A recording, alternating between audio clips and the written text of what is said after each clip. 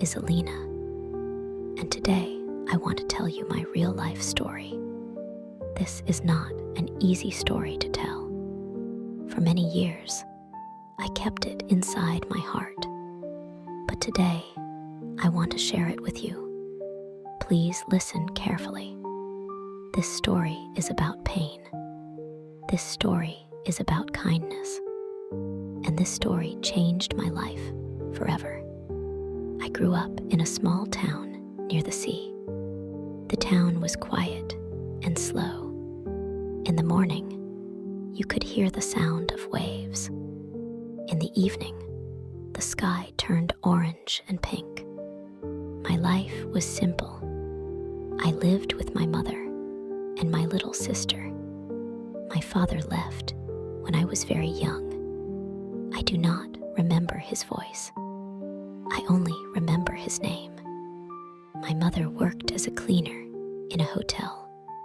She worked very long hours.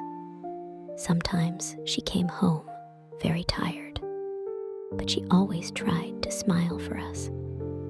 My little sister, Nora, was very quiet. She loved drawing pictures. She drew houses, trees, and happy families. Sometimes she drew our family with a father too. My mother never said anything when she saw those pictures. I was the older one. I felt responsible. I wanted to protect my sister and help my mother. At school, I was a good student. I liked listening to stories and learning new words. My English teacher once said, "Alina, your heart is kind. I can hear it when you speak." At that time, I did not understand her words. When I was 16 years old, everything changed. One winter morning, my mother did not wake up. She was very sick. Her face was pale, and her body was weak. We took her to the hospital. The hospital was cold and noisy. Doctors spoke fast. I did not understand everything. They said my mother needed rest and medicine. She could not work for a long time. I felt fear in my chest. My sister held my hand very tight. She was shaking. Without my mother's work, we had no money. No money for rent. No money for food. No money for medicine. That night, I could not sleep. I looked at the ceiling and cried silently. I was only 16, but I felt very old. The next week, I stopped going to school every day. I started working after classes. I cleaned houses. I washed dishes in a small restaurant. I did whatever work I could find.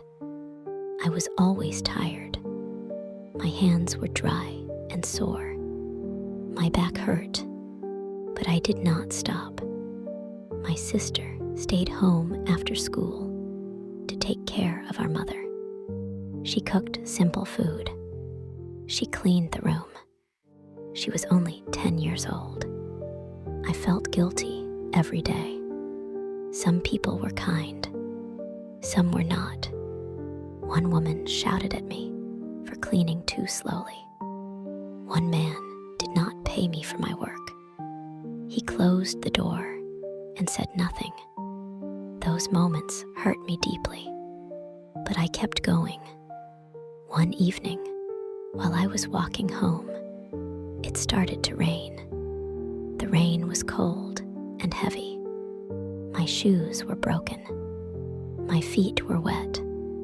Near the bus stop, I saw a young boy sitting alone. He was crying. People walked past him. No one stopped. I almost walked past him too. I was tired.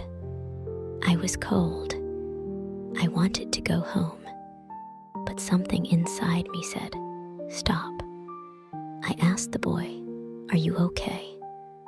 He looked up at me. His eyes were red. He said he was lost. He did not know where his mother was. I stayed with him. I gave him my scarf. I talked to him softly. After some time, his mother came running. She was crying too. She hugged her son very tightly. She looked at me and said, "Thank you. Thank you so much." I smiled, but I felt strange. I had almost walked away. That night, I thought a lot. I thought about how easy it is to ignore someone and how important it is to stop. Weeks passed. Life was still hard. My mother became a little better, but not fully. She still could not work. One day, our landlord came to our door. He said we were late with the rent. He said we must leave soon. I felt my heart break. That night, my sister cried in her bed. She asked me, "Will we be okay?" I did not know the answer, but I said, "Yes, we will." The next morning, something unexpected happened. A woman came to our door. She was one of the people whose house I cleaned. Her name was Mrs. Helen. She said she noticed my tired eyes and broken shoes. She said she asked other people about me. She gave us food. She helped pay part of the rent. She helped my mother find free medical help. I could not speak. I cried. Mrs. Helen said, "Years ago, someone helped me when I had nothing. Now it is my turn." From that day, our life slowly changed. More people helped, not because we asked, but because kindness spreads. My mother slowly became stronger. My sister smiled more. I went back to school full time. I studied very hard. I wanted to give back one day. Years passed. Today I am older. I work as a helper in a community center. I help children with homework. I listen to people when they are sad. Sometimes I see tired eyes. Sometimes I see fear, and I remember my past. I always stop. I always listen, because I learned something very important. Kindness is not loud. Kindness is not easy. Kindness is a choice. Sometimes, kindness is stopping when you are tired. Sometimes, kindness is listening when you want to leave. Sometimes, kindness changes everything. This is my real-life story. A story of pain, struggle, and kindness. A story that made me who I am. If you are listening now and life feels heavy, please remember this. You matter.